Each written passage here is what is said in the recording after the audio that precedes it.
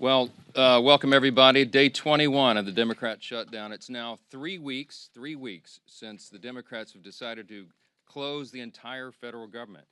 I mentioned yesterday when we were gathered that this is now the longest full shutdown in American history.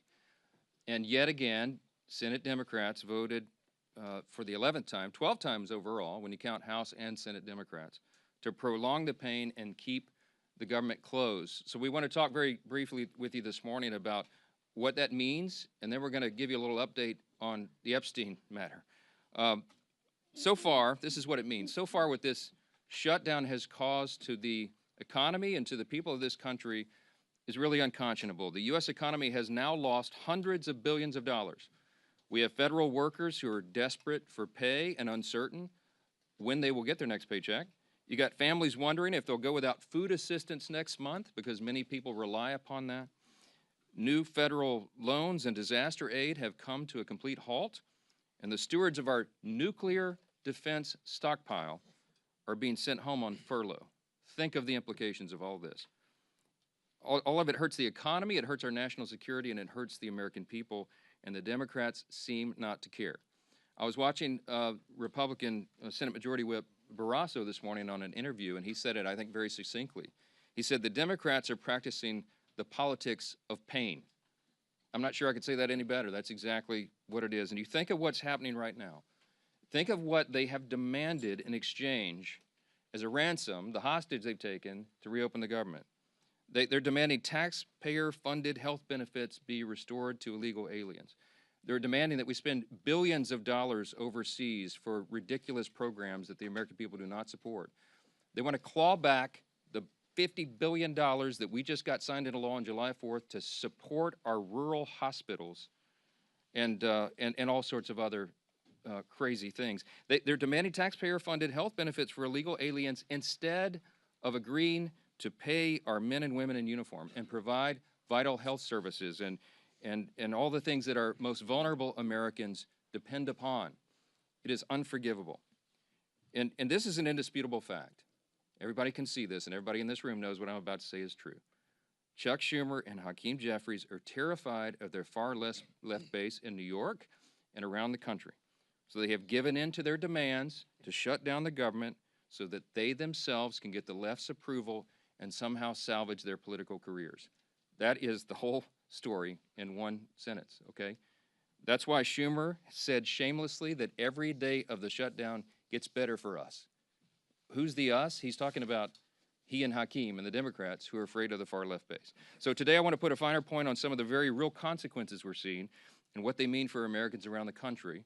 And I'll zoom in on some of these key Democrat states where the senators continue to dig their heels in and vote against opening the government. Yesterday from NBC News, here's the headline: air traffic control staffing issues cause flight delays across the country. The Secretary of Transportation said 53% of flight delays are now due to staffing issues, and usually that number is 5%. From Colorado, food banks face growing crises as shutdown impacts become a reality. That's the headline from Sky High News. What are Colorado's two Democrat senators doing? You've got Hickenlooper and Bennett. They have both now voted 11 times to keep the government closed. Virginia, here's the headline yesterday, KSL. Virginia employees fear shutdown's impact on veterans' medical care.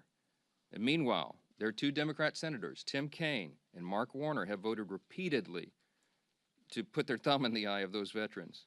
And they won't end this pain. From Hawaii, Hawaii News Now says, headline, government shutdown impacts telehealth for seniors in Hawaii.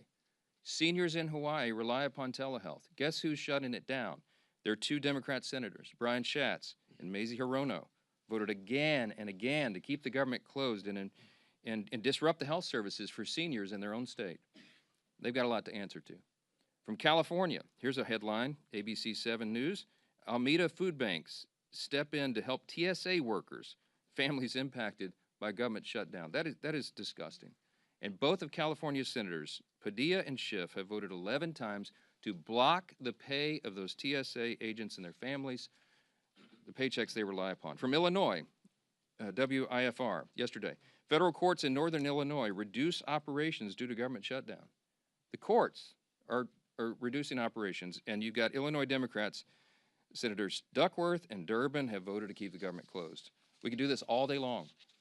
That's a sample. Democrats used to care about the harm that shutdowns caused hardworking Americans, but now we can all see very clearly that was always based on politics and not principle, because they have thrown the principle out the window. And yesterday, there was an article from The Hill that laid bare that very fact.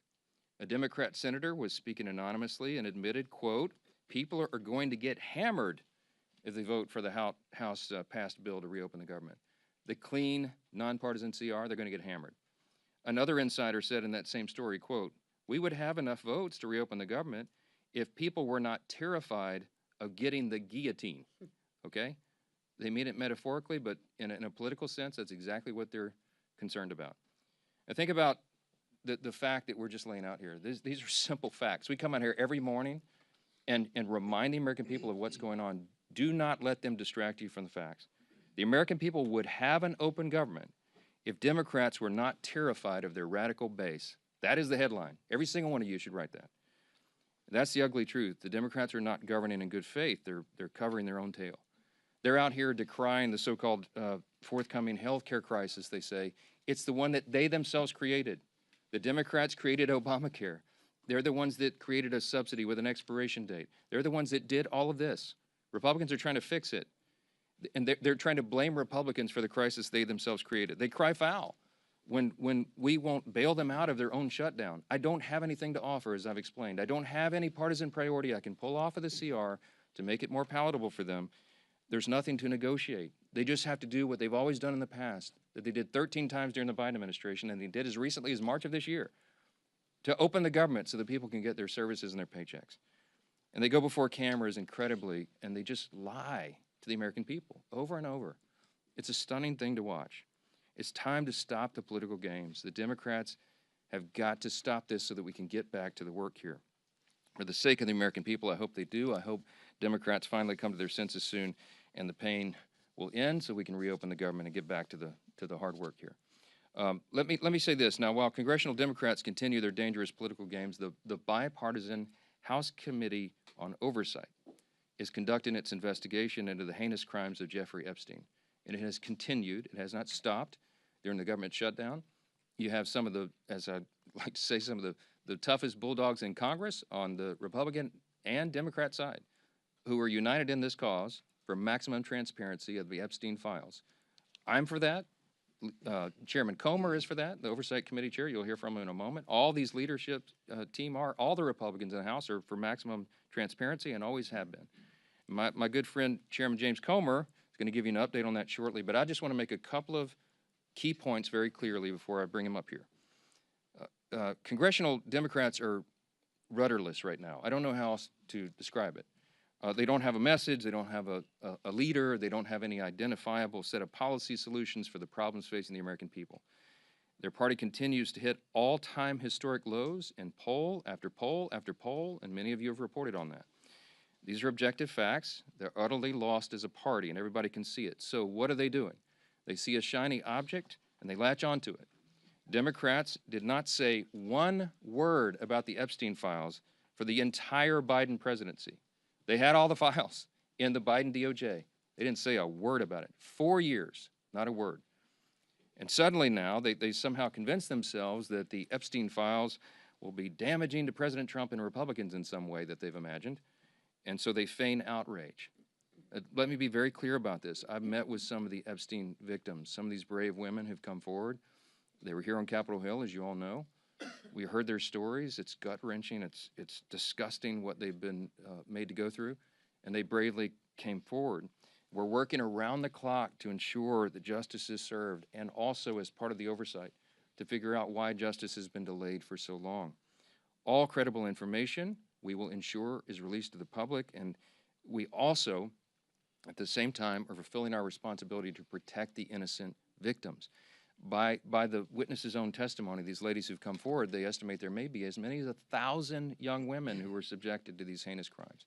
And many of them have chosen not to come forward and show their faces and reveal their names because it would compound the harm that they've already suffered. And so we want to protect those people. That's the sum total of all of this. That's our responsibility. And short of that, we want maximum transparency, and that is exactly what the American people are getting right now.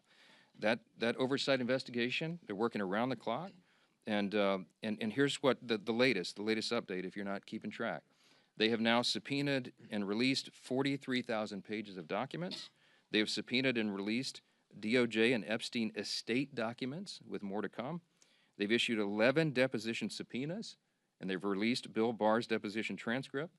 Just a few days ago, they released the transcript from the interview with Alexander Acosta. They requested and begun to receive suspicious activity reports from the Treasury Department, and the department is fully cooperating in that. And they published letters from Eric Holder, Merrick Garland, and James Comey stating they had no knowledge or information related to the committee's investigation. Those documents include the ones that were released on Friday of last week, okay? The Epstein estate documents include his personal phone logs, his travel logs, his financial records, the ledgers that many people have been wanting to see, and even his daily calendar. The investigation and continued document release is ongoing even as we speak. And let me say this clearly as well. The Bipartisan House Oversight Committee is already accomplishing what the discharge petition, that gambit, sought, and much more.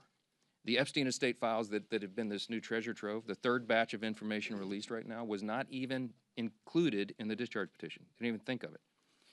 And again, the investigation is bipartisan, it's nonstop, and it's far broader in scope than what is covered by the discharge petition, and has already yielded significant results.